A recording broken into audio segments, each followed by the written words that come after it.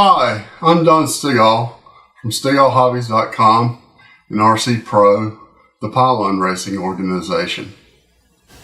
This video is about Club 40 racing and a new product on the market by RCFieldBox.com called the Club 40 Racer.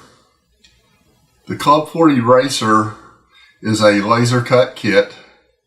It's a short kit, and there will also be a full hardware kit version. And the plans will be available for those who like to scratch build. This is a small printout of the plans on 11 by 17. The plans are actually 60 by 36 inches, and the PDF file may become available. But the plane in front of me is the Skyraider Mach 2. The Skyraider Mach 2 was the first plane we started using in Club 40 racing. We've since added the World Models LA Racer 40, the SIG 4-Star 54, and now the RCFieldBox.com Club 40 Racer kit. Club 40 racing is a blast, even for experienced pilots. The course will fit on most clubs' fields. It's only 400 feet between the pylons, and they have to be 125 feet back from the pilot station. All flying is done out in front of the pilots. I wrote an article called Pylon Racing for Everyone that appeared in the October 2009 Model Aviation magazine. Club 40 boomed. Guys found that flying sport planes on a course in low pressure situations is a whole lot of fun. We've advanced to having Club 40 at the AMA Pylon Nationals. It was first held in 2015, and I didn't get to attend because of family and other issues, but I did make it in 2016. It was a blast. Tim Sparks, Ken Erickson, Clint Sayer, a whole number of people really made the event enjoyable. I've written an article that's in the June 2018 Model Aviation magazine about sport pylon racing at the 2018 AMA Pylon Nats. If you get a chance, check out the article. It talks about Club 40, but it also covers EF1, which is a great electric class if you're into electrics, and AMA 424 Sport Quickie. And there are very nice quickies available on the market. The Quick V6 by Jim Allen is a very, very nice quickie. And Jim Allen also designed a Proudbird EF1 that's a nice airplane. In 2004 to 2005, when I started working on Club 40, the Skyraider Mach 2 by the World Models was produced in a funky basket weave covering with printed stuff on the wings. It looked fairly tacky. I started working with the World Models and Airborne Models to bring out solid color versions of the Skyraider with CA hinges so that it would be easy to cover or easy to strip and recover. The originals had pre-hinged control surfaces on it. Adding CA hinges made it much easier to add trim and to recover them.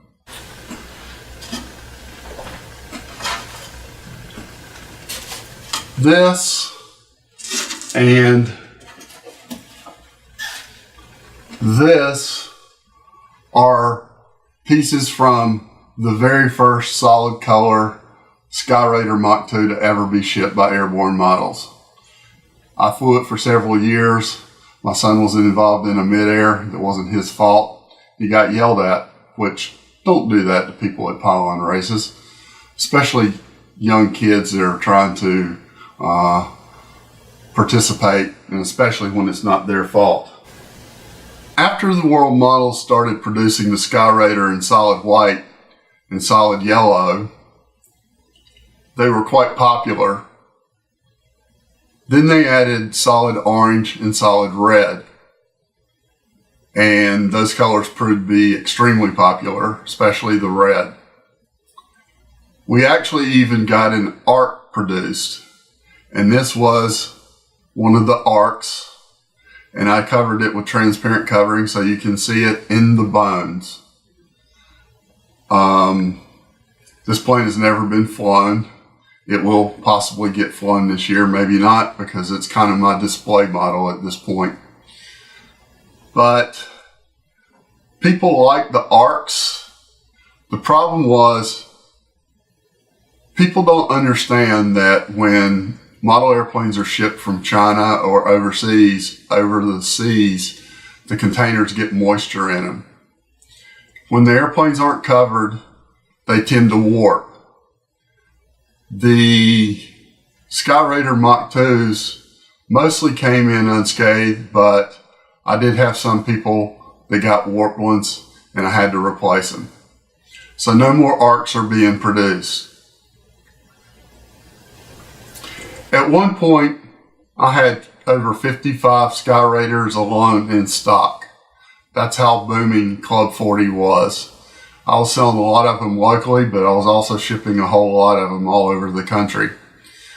That didn't include the LA Racers that came later, and didn't include the other ARFs that I have by the world models and the airborne models. So my storage area was quite filled up. A lot of people like the arcs, and there's still a number of builders out there. This plane has been reverse engineered with the permission of the world models and airborne models, and RCFieldBox.com is now shipping the laser cut kit with the plans, the full-size plans. If you mess up a part, you can easily make a replacement part, and you can build it to your specifications. We include the instructions, and the Club 40 rules require that you build it to the instructions.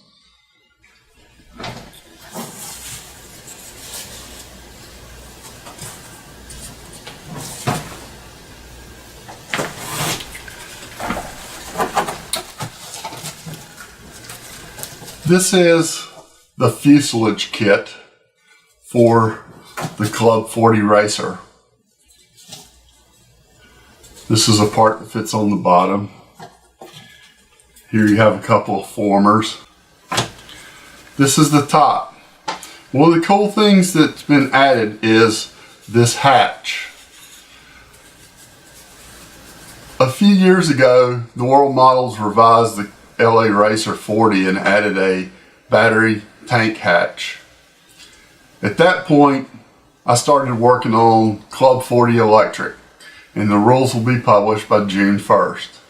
They've been tested, we know that they work, and you can build this airplane as a glow plane or as an electric plane. It actually has two formers where the tank or battery goes, one for a round top tank and one for a square top tank. Has a servo tray. This is the bottom piece with some other pieces. This is the top rear piece. This is a fuselage side. You'll notice it has a diagonal. And this is the fuselage front and the mating back part. You just put a doubler where they join. Here's the top of the rear. This is the other side, and this is the other side of the front. This airplane is a joy to build. It is a tab lock kit, and you can't build it crooked unless you try hard. The wing may be a little bit more of a challenge. These are part of the tail parts. The tail parts actually come with a wing kit if you get just the wing kit. This is elevator stock, or aileron stock I should say. And it has the spars, and it has sheeting for the leading edge. It has spars and balsa end caps for the wing tips.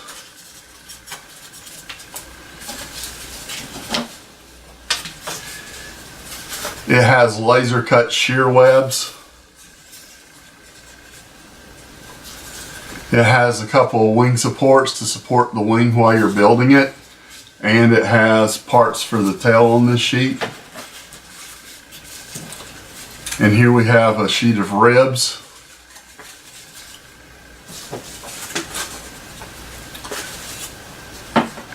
This is the joiner and some gussets. And this is the root with the tab that fits into the fuselage to hold the wing in place. These are servo trays. The servos can be mounted in the wing, or you can do a traditional single servo if you want to put torque rods in it. And you can fully sheet the wing if you want. Because of Club 40 electric racing and the gold class pushing airplanes near the maximum weight, the kits will be available with optional balsa fuselage parts, which will allow you to build a lighter airplane. I don't recommend it for glow, but for electric, it'll be fine. That's an introduction to the Club 40 Racer. This is just one of many videos to come, and there will be a building series where I show you how easy it is to build and how much fun it is to build, and we'll do flight videos and all kinds of other stuff. If you have the opportunity to get to Muncie, Indiana for the 2018 Nats, even if you're just a spectator, you'll have a blast. Seeing 200-mile-an-hour Q-40 airplanes doing 2.5 miles in under a minute is a total thrill. Flying them's even more of a thrill, of course, but nobody starts at the top. Club 40 is an excellent way to get started into pylon racing. It's well established. There are groups all over the country, and if you go to rcpro.org, you'll find resources on Club 40, including real flight simulations of this airplane and a 2-pole course. Now I expect that we may actually race Club 40 Electric Gold on a 3-pole short course, because the airplanes will be significantly faster than a stock Club 40 airplane. I have multiple YouTube channels, including DonStegall.com, RCPylon.tv, and RCFieldBox.com. And if you're into music, I even have a website coming and a YouTube channel called MakeSomeMusic.tv. If you enjoy music, or if you want to enjoy music, it'll be an excellent way to learn how to get started. Even if you start with just an iPhone or an iPad or a tablet, there'll be a whole lot of resources on that. There's a companion website to the June 2018 article called SportPylonRacing.com. It'll be getting updated with a lot more information about sport pylon racing, and of course it'll have links to the NMPRA, the AMA's premier pylon racing special interest group. If you're not a member of the NMPRA, even if you're racing sport pylon, being a member of the NMPRA has benefits. One of the things some of the clubs have started doing is called Pylon School. Tom Melsheimer just recently ran one in Muncie for the CAPS area group, and it turned out very well.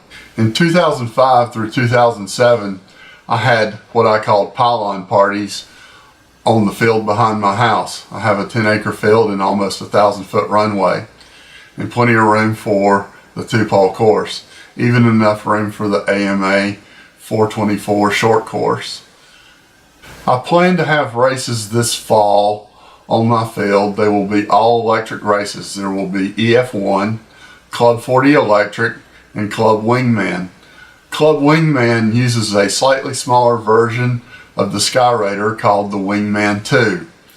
With an EF1 power system, they got almost as fast or as fast as the Club 40 airplane. and you can reuse the components in your EF1 airplane if you decide to move to EF1. Or if you've got EF1s that you have parts left over from, or batteries that are not quite up to racing, a Wingman 2 makes a very fun airplane. I'm doing videos on the Wingman 2, and ClubWingman.com has the specifications for the racing class.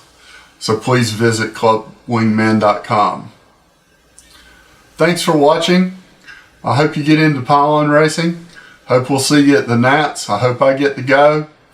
And stay tuned for a lot more from StegallHobbies.com and Don Stegall. And I'm proud to welcome some new members to Team Stegall. Jeff Barber and Terry Yates are currently members, and there will be more members being added. So check out TeamStegall.com when you get a chance.